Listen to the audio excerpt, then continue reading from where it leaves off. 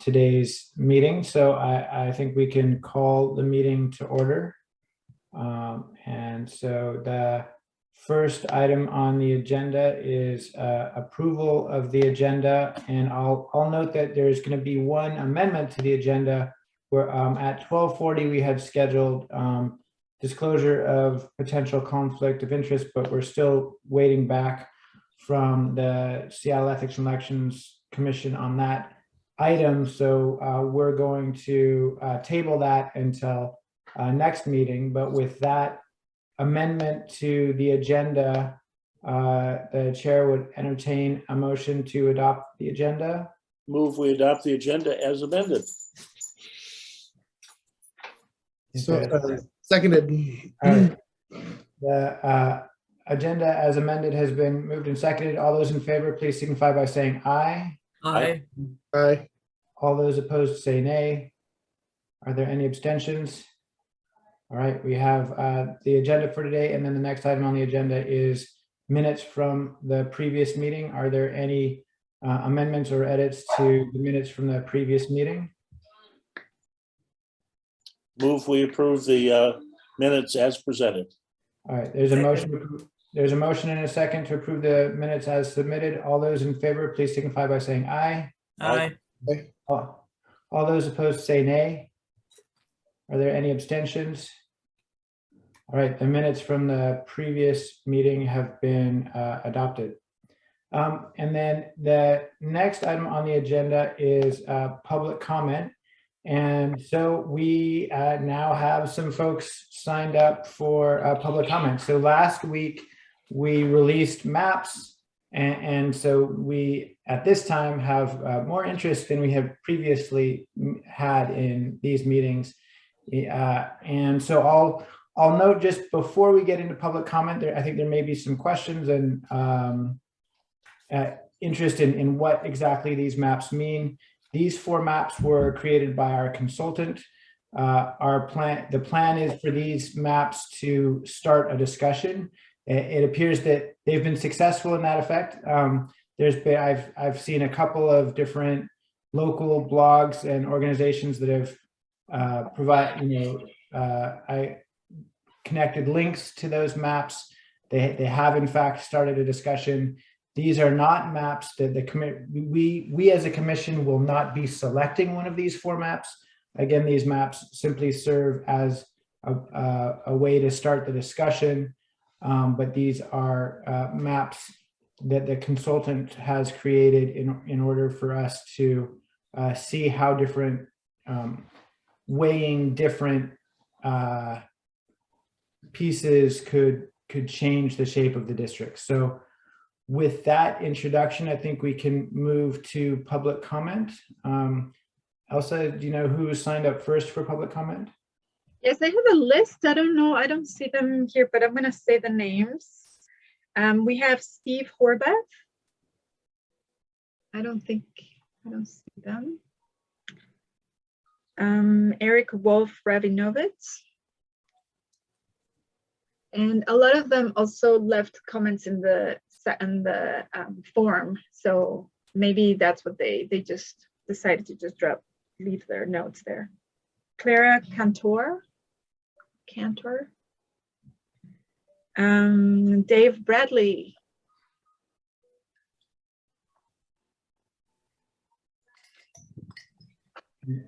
Yeah, Dave Bradley is listed as a co-host, so yes, there he is. Yeah, I just signed up to be here. I don't have any comment at this point in time. Okay, great. Thank you for joining us. Thanks. Yes. Lawrence Petre. Okay. So is there anybody who didn't sign up for public comment but would like to raise their hand or would like a couple minutes to address the commission?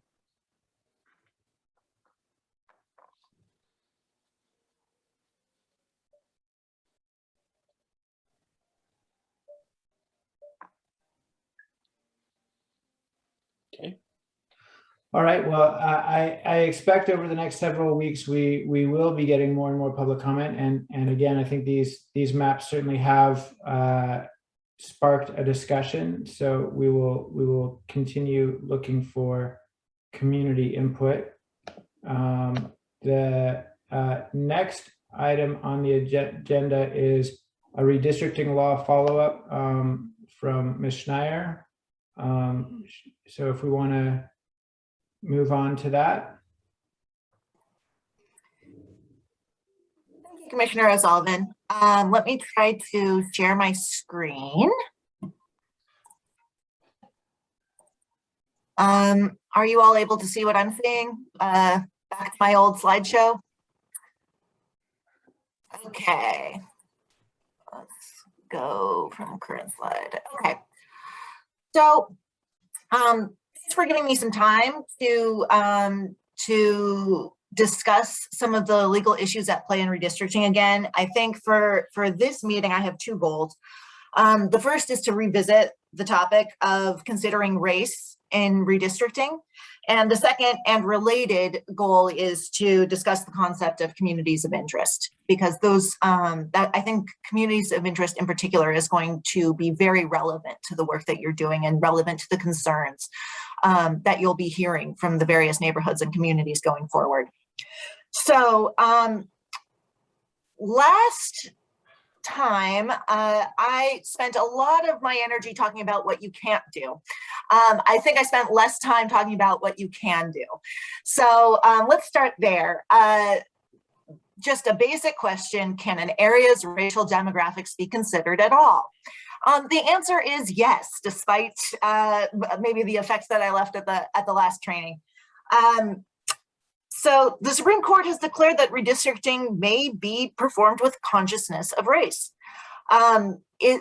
You don't have to be blind, deaf, and mute about race when you're drawing your district lines. The commission doesn't need to ignore race. The difference is that race for its own sake can't be the dominant and controlling rationale for drawing a district boundary. And we're going to be talking about this a little bit more. So let me dig in a little bit about what that means.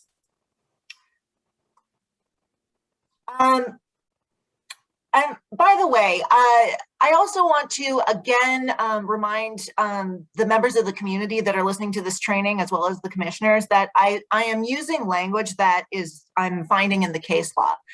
It is very possible that some of the terms I've been using are terms that you might find problematic or less than useful in terms of getting community engagement. I love hearing that feedback. Please let me know. I will use terms when I will continue to use terms if I believe that it's important for them to be accurate, such as using the term racial minority when I'm talking about the Voting Rights Act, for example. But that feedback is still useful because I can always do more work in contextualizing that language. So with that said, when we're considering race in redistricting, you can think about it as a do or a don't.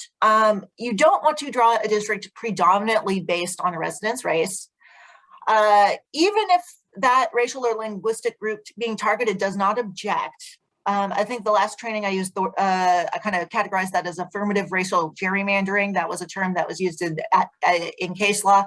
Let's just say, let's move away from that term and we'll just say if the group being targeted does not object, unless doing so is necessary to comply with a compelling government interest. And that's what we talked about last time with the Voting Rights Act. If you break down this kind of long sentence, there's the concepts at play is that there's two competing amendments at work. There's the 14th Amendment for the Equal Protection Clause, where you should not distinguish rights based on race, but that runs up against the 15th Amendment, where you shall not dilute the voting power based on race. So, taken together, you can consider race as long as that consideration doesn't take over all of the other considerations, unless it needs to, in order to comply with the 15th Amendment. So what can we do instead? Well, do consider communities of interest. And I say do, it's more than allowed, it's encouraged. The city charter says, to the extent practical, The districting boundaries shall follow existing Seattle communities and neighborhoods. So let's talk about what communities of interest are, because one of the factors that can be considered in a community of interest is race. A community of interest is a geographic area where residents share a common interest or a common set of interests. And you can think about it in terms of interests that legislation would benefit. What do they have interests where their interests could be addressed by the representatives they're electing? Yes, Commissioner O'Sullivan. I just want to see, are you moving through the slideshow? Because I'm still seeing the same slide from. Oh, you are. Sorry. Are you not seeing the slideshow? Which slide are you seeing? I'm seeing the one that says, can an area's racial demographics be considered? Other commissioners, is that what you're saying as well? Yes. Interesting. I am moving through the slideshow. Let's find out what's going on.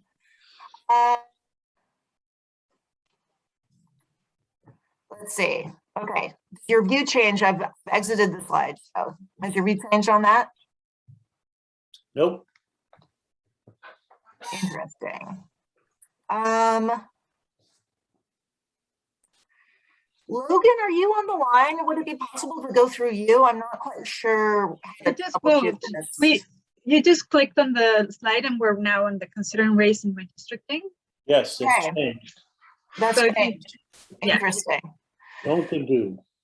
All right. Well, I'm not quite sure what happened there, but so let me go back and discuss the slide. I just mentioned it, but now you have it in front of you. So the do's and don'ts. You can, it's allowed to consider race in drawing a district, but it can't be the predominant factor, the factor that trumps all other factors. Dominant and controlling is the language used in the case law. So you don't want to draw a district boundary that is the predominant reason being on the racial makeup of the folks on either side of that boundary. Even if the residents don't object, unless doing so is necessary to comply with the Voting Rights Act or another compelling government interest. But you can be aware of race. And so one of the ways that you can be aware of it, or one of the common ways to consider race, is in the form of communities of interest. Communities of interest, you're more than allowed to consider communities of interest. You are encouraged by the city charter, or you are charged with preserving existing communities of interest to the extent practical. So what is a community of interest? All right, the moment of truth. I'm going to switch a slide and you're going to tell me if you see it or not. Okay, I'm getting a thumbs up.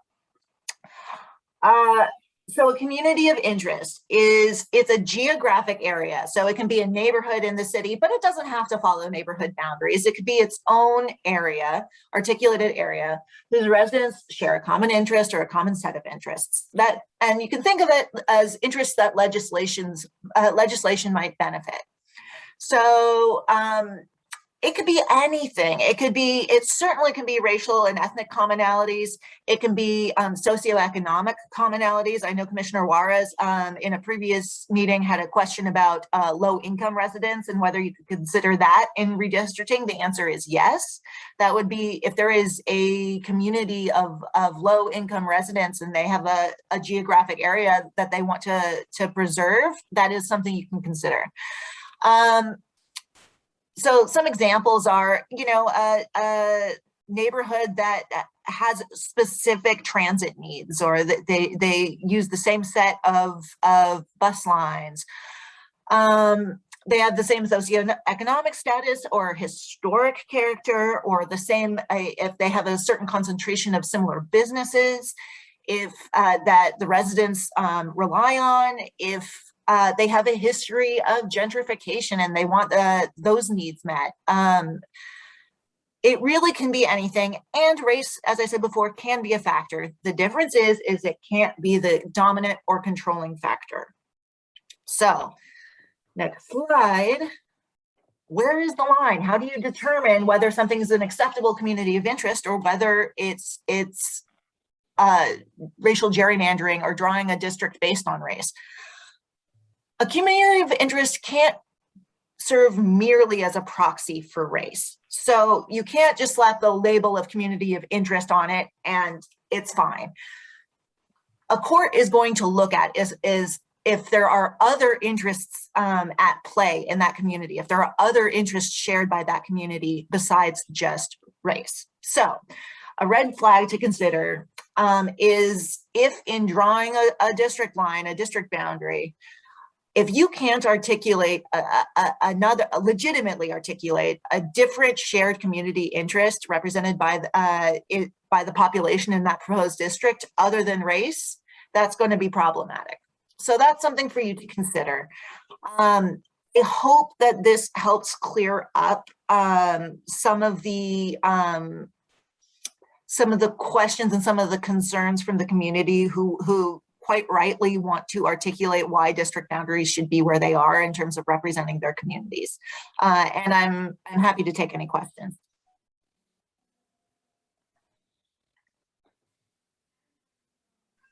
Okay, and to members of the public, feel free to submit your comments if you have particular issues you see addressed or points of confusion that you would like to see clarified at this commission meeting.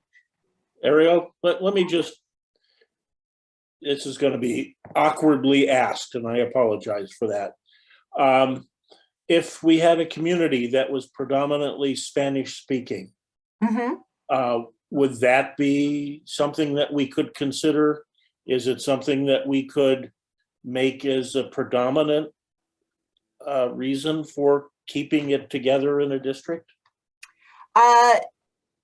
Well, if it's predominantly Spanish speaking, there is a risk of that blending into categorizing based off his race as Hispanic origin. Yes. So I would consider whether and do a little bit more digging in terms of whether that community has shared interests. It's quite likely that they might have shared interests beyond their language. So I would look for other factors as well. So language would become synonymous with race? There is a risk that it could be. There is a risk that it could be. And we can, if you want to dig into that a little bit more, I can follow up maybe in executive session. All right, well, thank you.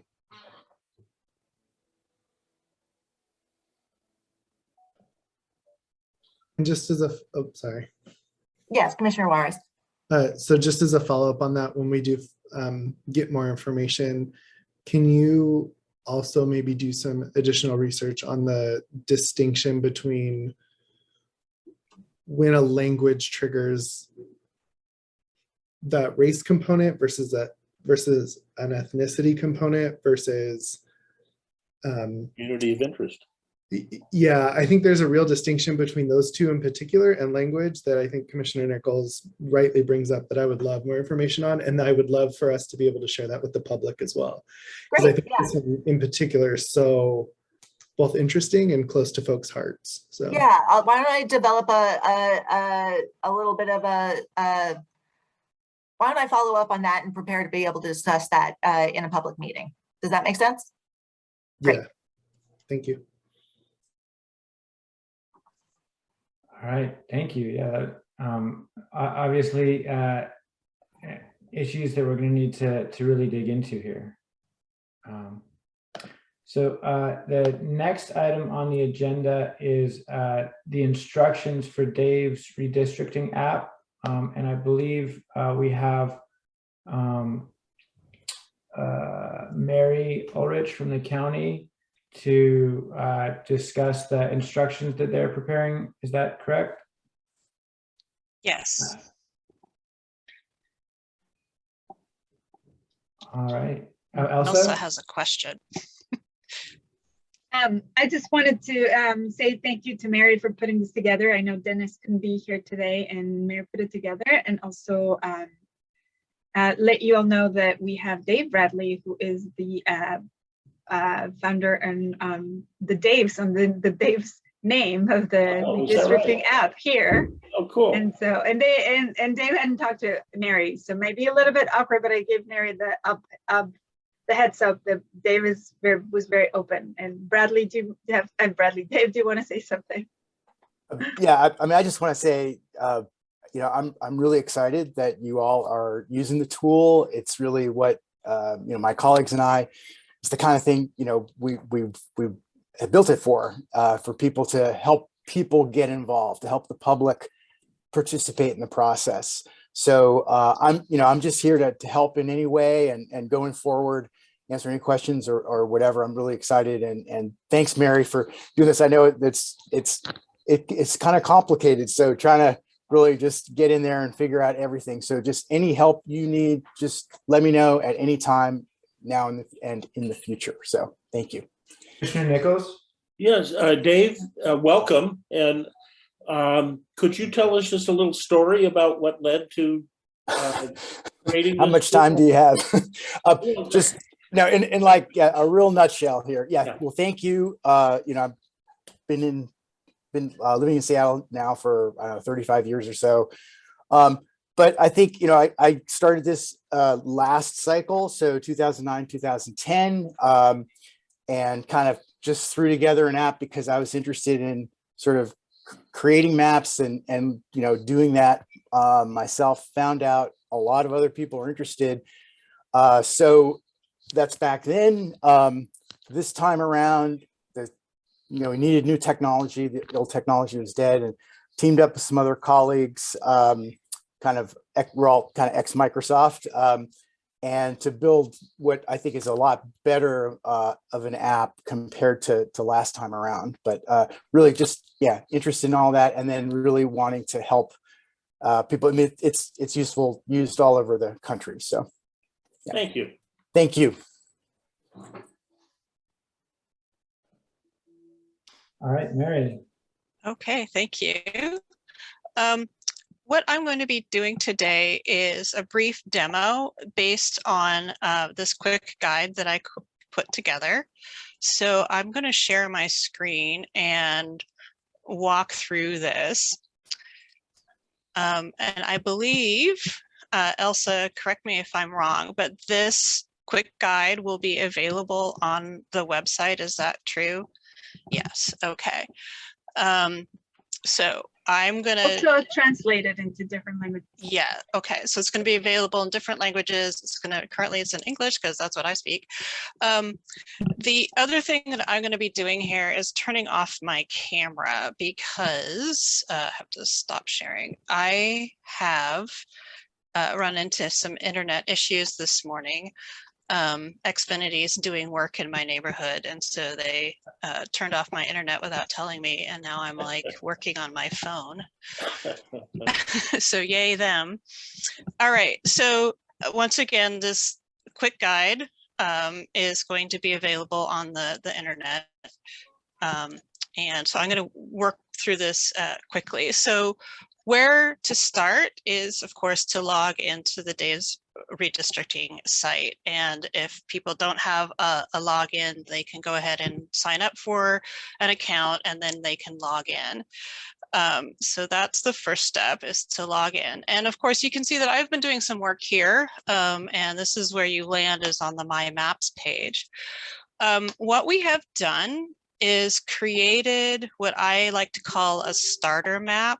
And this is a map that's going to include the current city council districts and some other layers to help users get started. And it is in a website, or it's been shared out to the internet. And so what I'm providing is the link to that map. And what I'm telling users to do is to just go ahead and copy and paste that link into their web page, and that will take you to the correct place. Now, this does take a little while to load, and there is Hello? down here, I have something that says overlays, and currently there's 3 of them, and they have no name on them. And so I'm going to wait for those to populate. I did see something that popped up right away here that said something about refreshing. So I'm going to wait for that to load. And what I have done with this quick guide is allow people to really focus their efforts on essentially redrawing these districts with their ideas, and given them some of these overlays to help them guide. So the next thing is to expand some of these and contract some of these side panels. But before we do that, we actually do need to make a copy of this existing map, because this is the one that we've posted to the World Wide Web for everybody to look at, and it's not available for editing. So to do that, there is this little paintbrush that is next to this view only button that's at the top of the map. So I'm going to click on this paintbrush and it says make editable copy of this map. And so that's what I want to do. Yes. And then when I tell people, you can see here that I have something that's copy of Seattle Council Districts current. So what I'm going to do is just click on that map and rename it. And the reason why I want to rename it is because I want to keep track of what I'm doing. And when renaming a map, what I like to do is, give it a meaningful title so that I know what this is about. So this is going to be my demo map.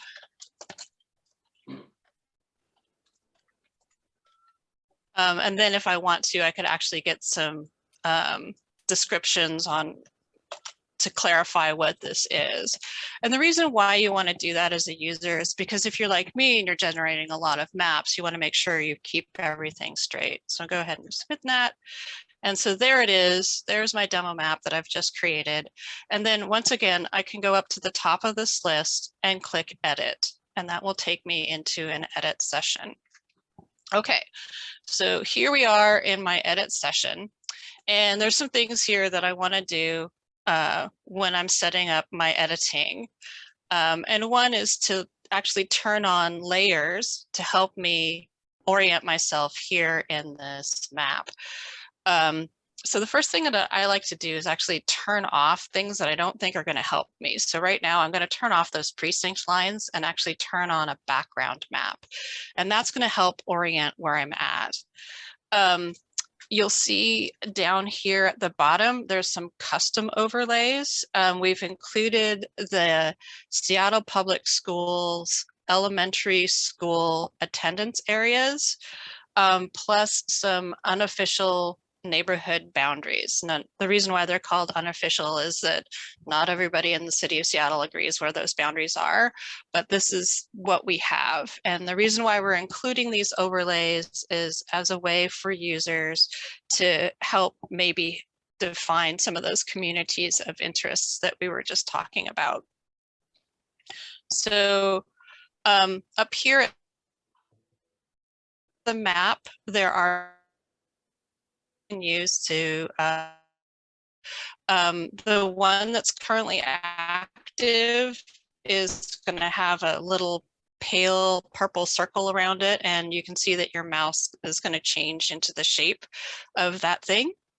And then I can zoom in using my mouse wheel. That's one of the hints here that I don't think that people know about, but you can also zoom in with these little tools here, the plus and minus. You can pan around with this little hand. And then there's something like adding landmarks if you feel like doing that. There's also what this little arrow does is can close this panel, which I don't want to do. There's also an undo button. This is very important. This is going to be important when you're doing some editing.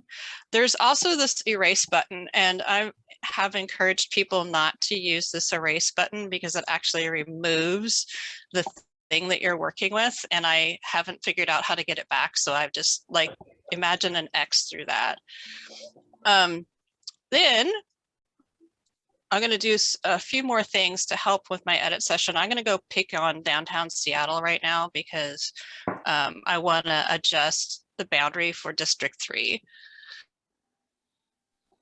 So I'm going to zoom in here a little bit and then go ahead and start turning on some things to help me orient myself and maybe help draw these lines.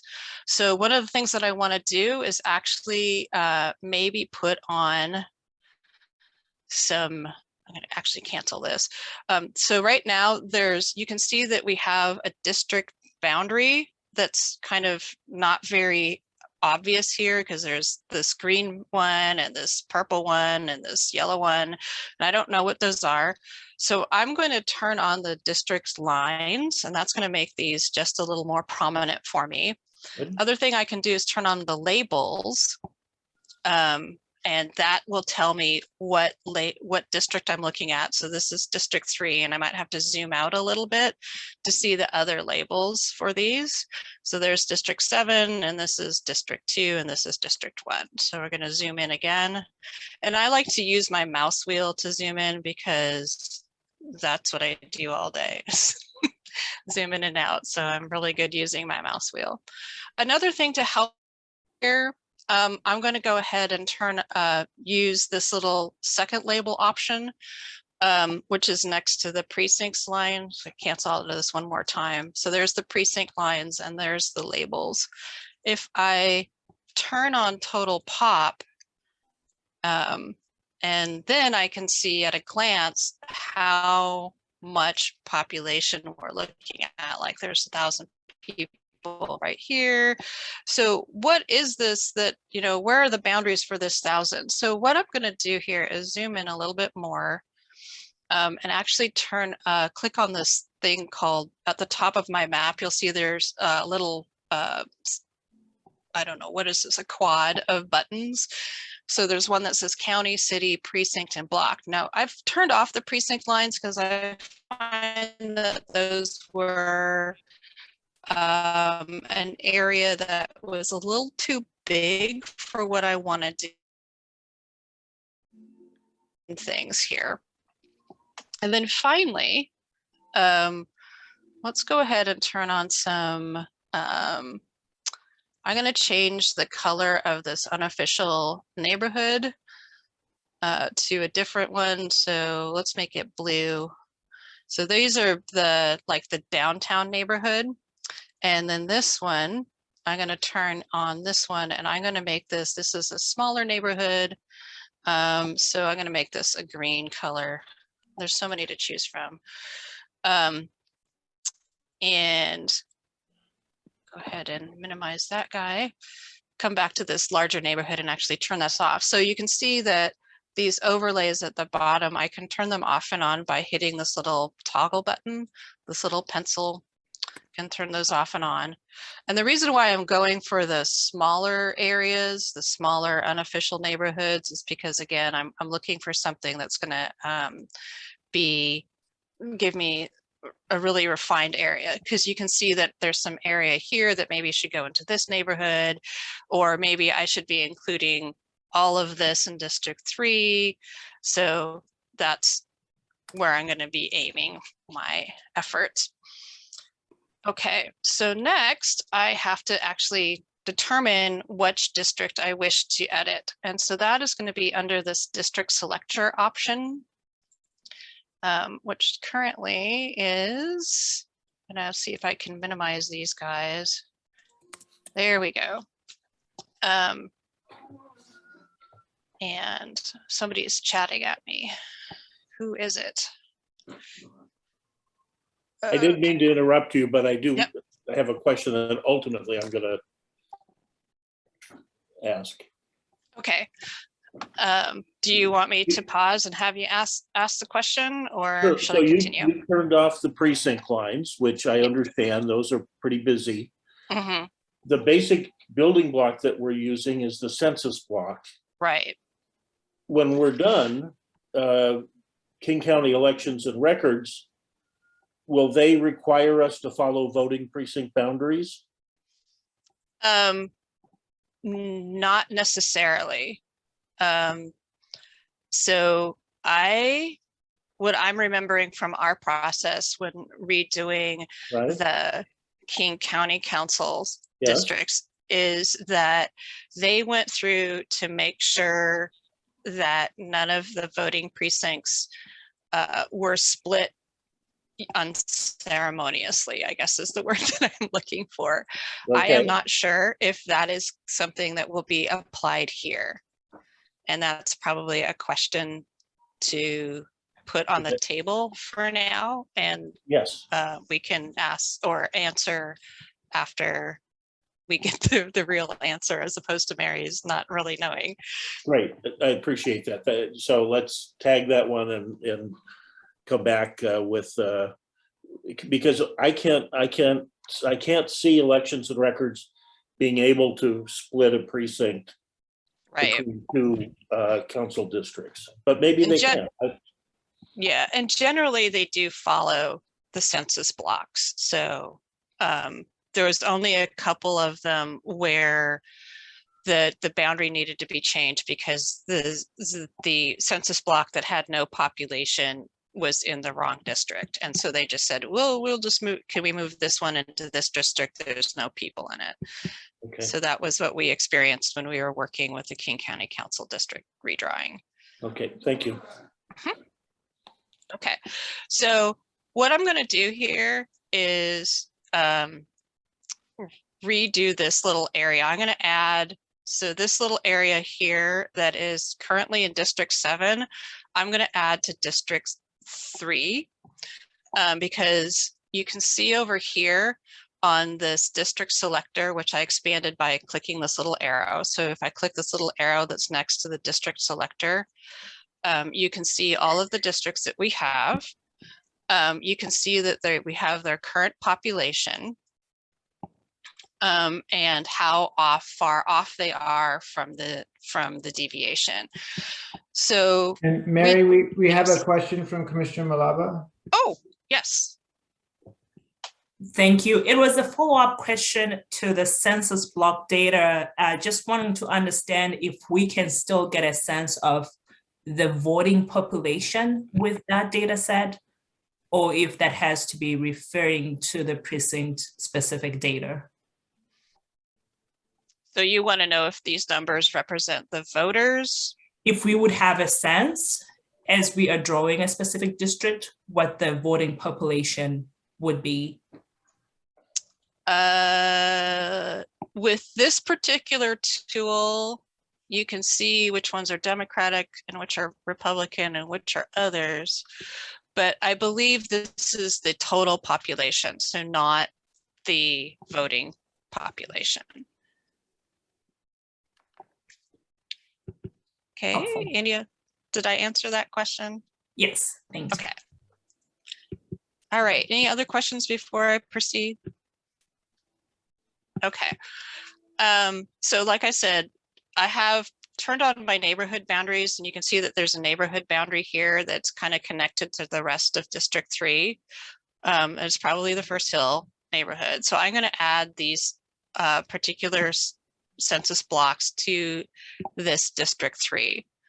And as you can see here on this districting selector, we have the population and the deviation.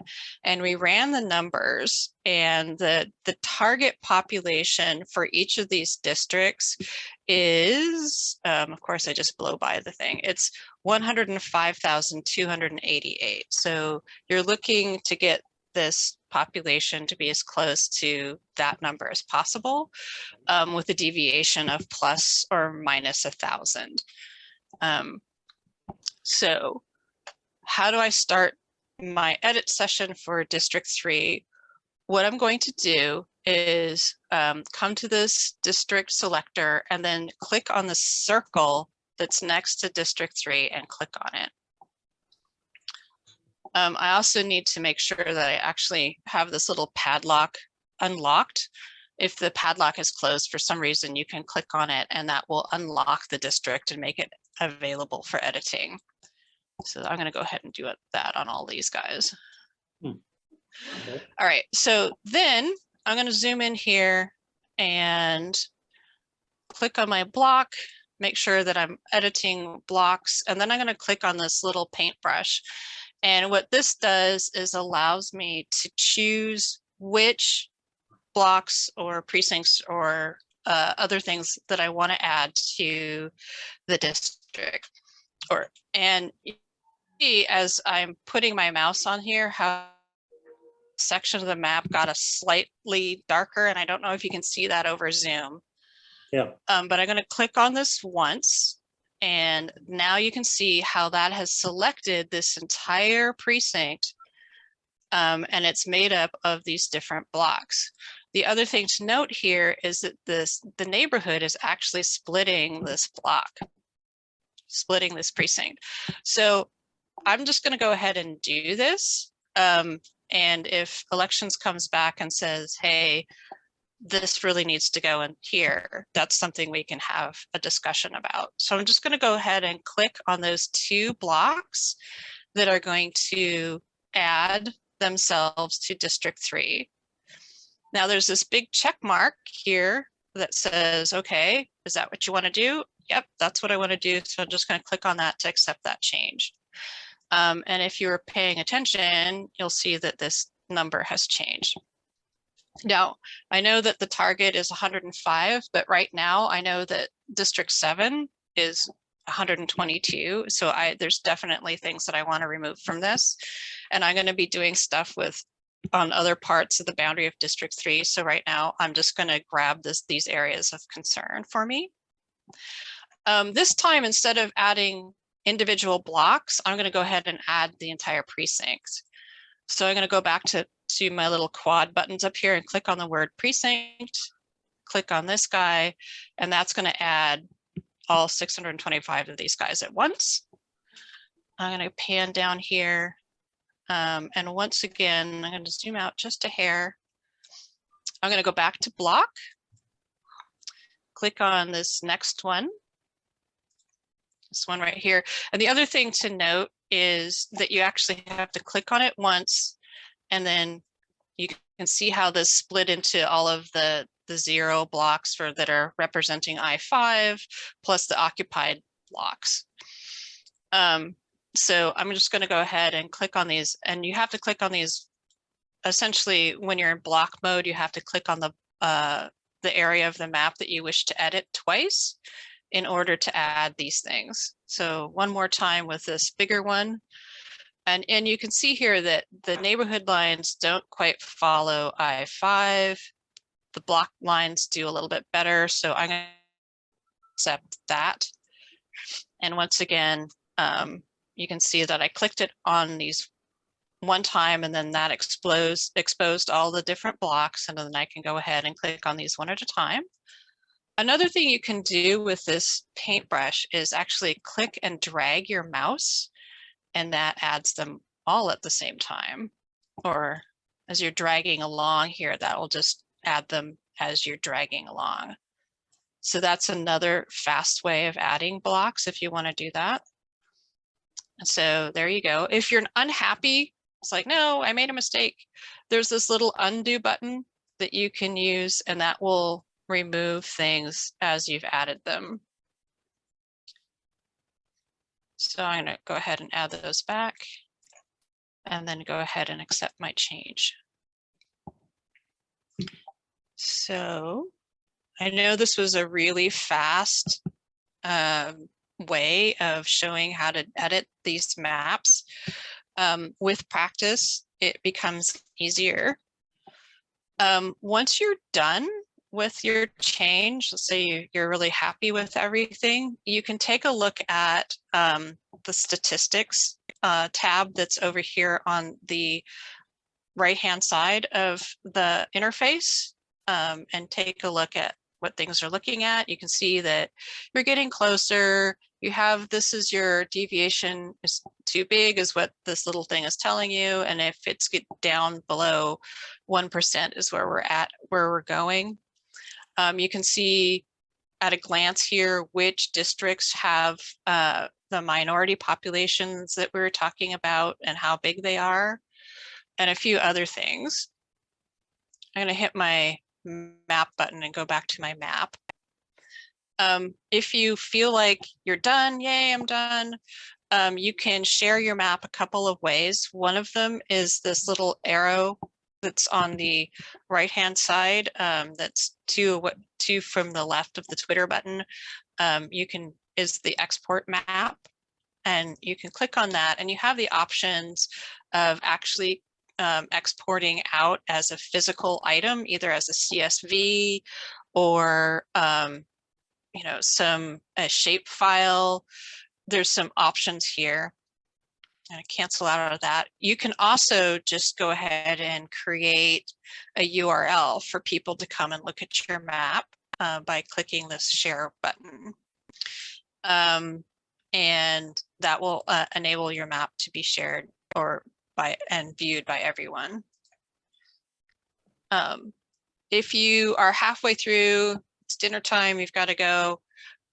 This stuff is automatically saved, and the way to view it is way over here on the left side of the interface, Mary? past the logo.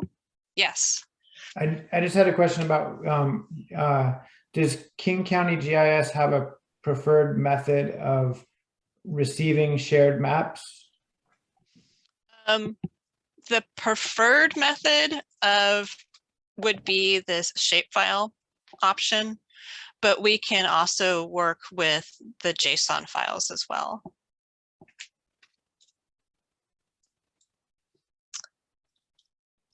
Okay, so you've got to go away, come back. Oh, one other question. Did I see another question? Yes. Yeah, I'll save it for later. I apologize. I tried to Okay. remove it quickly. Okay. Is this little options menu. If you click on that, to a menu, and if you click on maps, this is where your maps are being saved. And so the next time you log in, you're going to come to this section of the interface, and you can then go click on the thing and start editing again. Okay, so I'm looking at a quick guide, and I think I've covered everything. And I'm going to stop sharing and ask if you have any questions.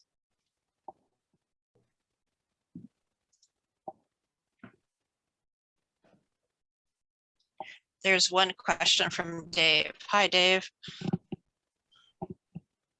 Hi, Mary. This was really fantastic. I mean, I'm really impressed that you found all the custom overlay stuff, which is really important for what you're trying to do here with the neighborhoods and everything. So that's really great.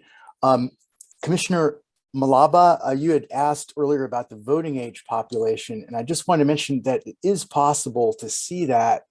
You know, Mary had put up the number for the total population of each of those precincts, but using that same panel, you could select the voting age population in addition, or alternatively, you know, whatever. So it is available there too. See, it helps if the guy who actually made the thing is here. So you can see here that I put up total population. This is the total voting age. Is that correct? That's correct. So Yep. if I Yep. uncheck that and check that, and then click apply, you'll see that these things will change. Right. Exactly. So Helpful, thank you. yeah, you're welcome. And that's all. All right, who's next? Commissioner Juarez? Thank you so much for that run through. It's super helpful. So I guess I'm looking for clarification. I probably missed this right at the beginning. These are the tools for internal commissioner use, or is this both for us and public? So as I was understanding it, that this would be a tool for public people to submit their ideas. I think we have a different workflow for working with the commissioners, and if it's like we were working with the King County District Commissioners, we'll be setting up sessions to work with you guys individually. So that's my understanding. Thank you for that clarification. But having said that, here's my big but. There's nothing to stop you from using this tool to experiment with creating your own district before you meet with us. Cool. So I guess I have a couple of comments that I can save until after we're done with questions, or Chair, how would you like the conversation to go? Yeah, why don't you go ahead? Okay, so I personally love this tool. I know that this kind of doesn't meet the threshold for like being digitally inclusive. This is something for an advanced user.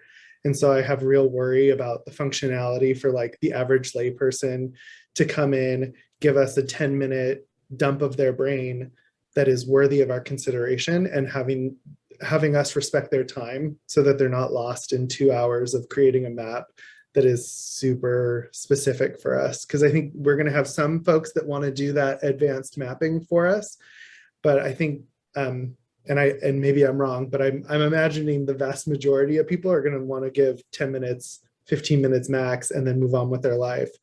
So maybe there is additional work for us to figure out how to simplify the tools on there, or how to simplify this process for folks.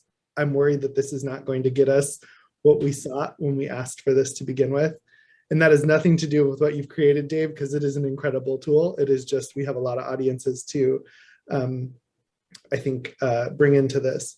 My second thoughts on this is really, as we are moving forward, having folks do this, the ability for us to communicate what those parameters are with the population goals, with the geographic goals, should be front and centered on everything that we do. And looking through the public comments that we got, it's clear that we have not been communicating what those are, maybe in the right spots. I think we're communicating it, but it's not showing up on what people are looking at and reading.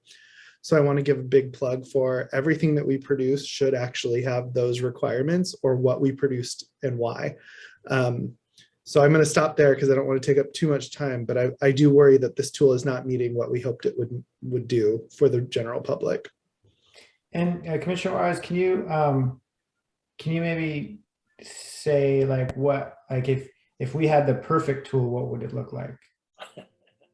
I think, we would have, this is an imperfect analogy, right? But it's like going onto a car lot, right? Like you can have the Cadillac version, you can have Chevy, but then there's a Kia, right? And so like if somebody wants a really basic functional ability to show us a map, they should be able to do that and get in and out really quickly. If somebody wants to spend half a day in a project, they should also be able to do that. I think my concern here is there's no fast option on this tool for folks, where they can, in broad strokes, say, my most important thing is I-5 right here. I don't care about the top half of the city. Right? And there's no ability for somebody to say, in my district, I hope it looks close enough to this. And I'm open, I hope this prompts a discussion for other people. Yeah, thanks. Any other comments, Commissioner Nichols? Thank you. This was great, Mary, except it raises more questions maybe than it answers. And here are a couple that I have. One, are we constrained by the number of voters or the total population? My understanding was it was total population that guided our work. That is my understanding as well. Okay. Can what you just demonstrated for us be written up in a simple way that I could understand?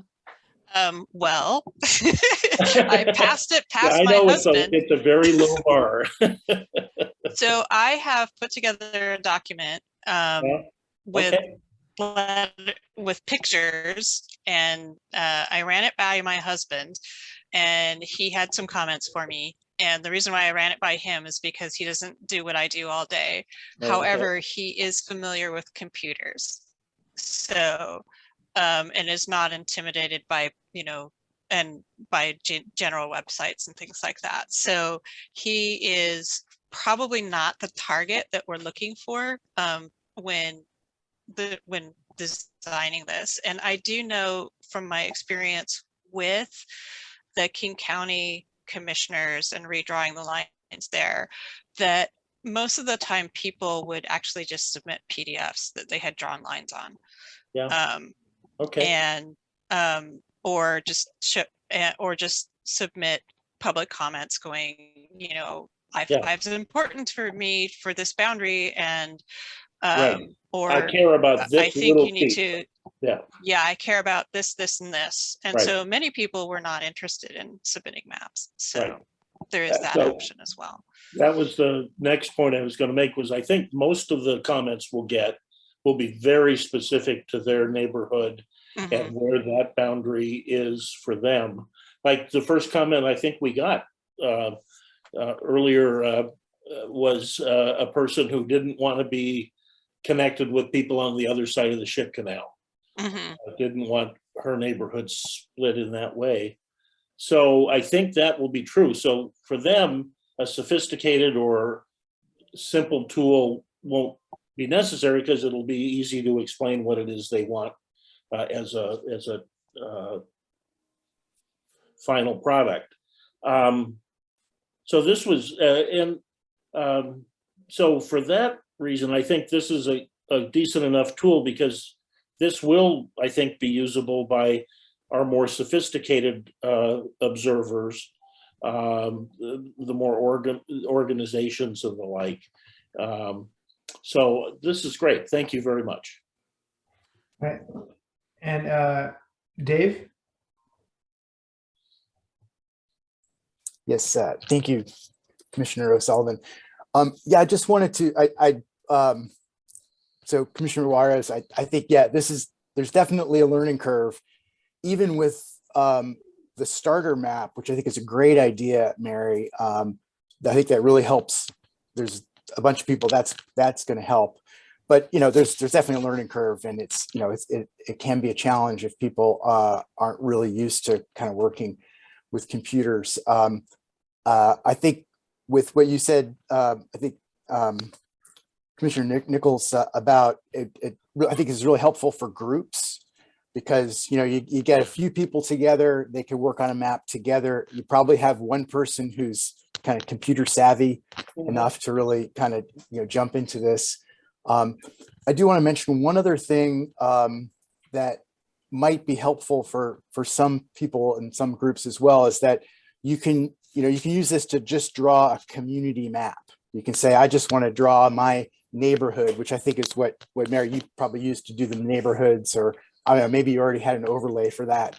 But so individuals can sort of say, oh, at least use the tool in a little bit of a different way, still kind of, similar actions, but to just say, here's how I define my community, and then use that, get an image for that shows you which precincts, and then maybe they'd have some discussion of the community justification, et cetera, that would go along with that. So, yeah, thank you. That's all. Yeah, thank you. Right. Commissioner Malaba? Thank you. And Dave, thank you for clarifying that the neighborhood option is there. I do share the concerns that Commissioner Juarez was raising around the accessibility piece. And I think that we can spend more time thinking of the strategy of how we mesh our strategies together to give as much opportunity for public input. And some of this, I am looking at Elsa, wondering if there can be ways we can facilitate some of the public meetings to have an expert who can be taking input and helping folks who may not have the capacity to get to a place where they can draft this kind of advanced map. And that may be a question going back to our consultant in terms of how they would be able to work with community groups around similar efforts to do that. So I'll pause there. I have another question, comment piece after. Yeah, so let me just note, so I really like the idea of if we get to a point where we're actually able to have in-person meetings, and at those in-person meetings, we have a bunch of physical copies of a map of the city of Seattle that people can use a pen and draw lines on, like that. I think that would be a tremendous way to get input. To the extent that we don't have in-person meetings, we'll have to figure out what the best way of getting something close to that is. Yeah. Commissioner Malaba? Yeah, like an open house, right? It could be an open house style event that is either in person, or if we can't get in person, we could do a virtual one where folks can be able to come in with their input. Yeah. And did you have another comment or question, Commissioner Malaba? Yes, the other question was around the conversation around the communities of interest. And as we enable the public to help draft these maps, I think it's going to be important for us to be clear once we've defined communities of interest, so that they're understanding what their points of influence really is. Because if you're going to have different maps that are not considering those communities of interest, and we end up with the map that's prioritizing that criteria, that may be harder down the road. So is there a way that we can reflect with our definitions of communities of interest in the draft maps that would be worked on by people in the Dave's redistricting map? Yeah, and I think the trouble with that, of course, is that communities of interest has a bunch of different definitions, right? So I think as a commission, we'll have to sort of think through what, all the different communities of interest and how we prioritize those different communities of interest. But so are you suggesting that maybe as a commission, we try to do that early on in terms of thinking through how we as a commission want to prioritize different kinds of communities of interest, or what are you thinking? I do think that we need to get to a concrete definition, because at this point, we're still in the understanding phase, right? Where we're cautious about not just referencing race, but looking at other factors. But have we really narrowed down to get to that definition? And I don't think we have, and we should earlier rather than later. Okay. And so I'll just note that today's meeting was scheduled to go from noon to 1 p.m. We're a little bit past 1 p.m., but I know that most of us have made sure that we have time available to 1:30. So, but are there any additional comments or questions before we move to discussing next meeting? Elsa? Commissioner Nichols? Mary, I have requested being able to sign up for additional tutoring. Would this be the kind of focus of that tutoring, or would it be elsewhere? That is my understanding. Okay, great, thank you. So, but Dennis is going to be the one who makes the final call. But yeah, that's my understanding. Great, thank you. All right, and Elsa, did you have anything else before we talk about next meeting? You're on mute. I just wanted to respond and also give a little bit of an update for the outreach, how that's going, if I have a little bit of time. Yeah.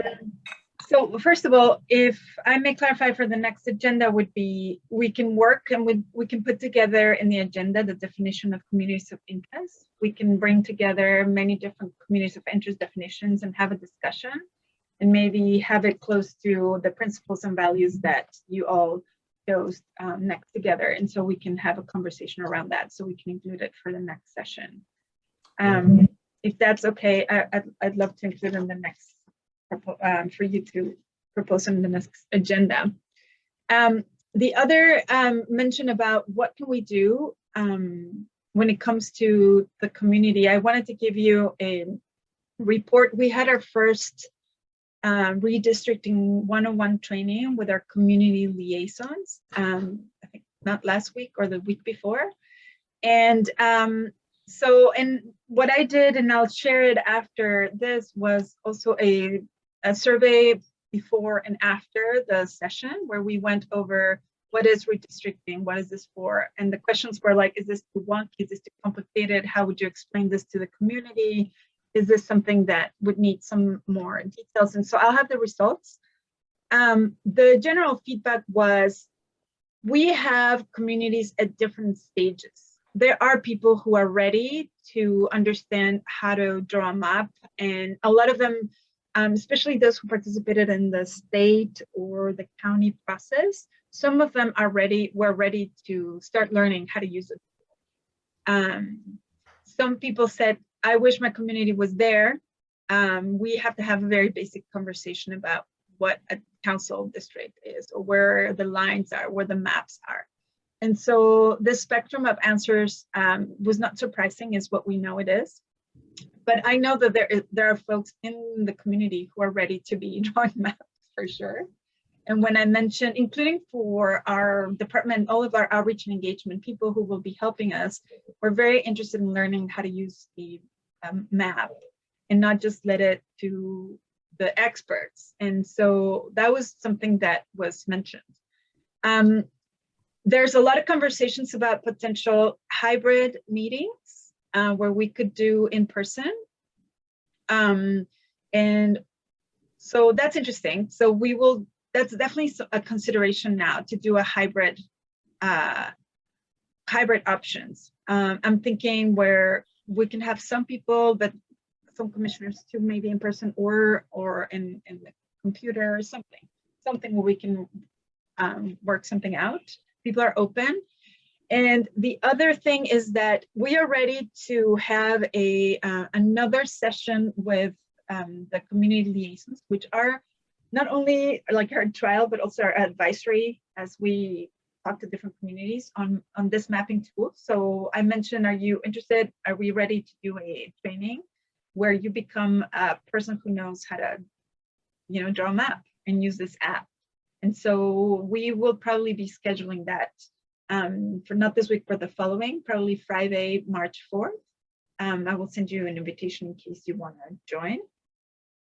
Because the idea would be to then after that do some translation and materials to get this down to the level of accessibility that we can get to. And so I also have started to reach out to organizations that can do redistricting 101 trainings, that can do mapping tool trainings, as well as helping recruit and co-host listening sessions. And so we are kind of finalizing those contracts with those organizations to start doing them. And so we actually have the first listening session scheduled for March 16th. And that's in the Central District with Yesler community. And there's another one that was probably going to happen in April already with the Central District organizations, different ones. I think we're going to open it up to the Central District. And so it's starting to happen. So I will probably send a tracker that's going to have dates and times and requests for you to join some of them when possible. Commissioner Nichols? And those initial ones will be virtual?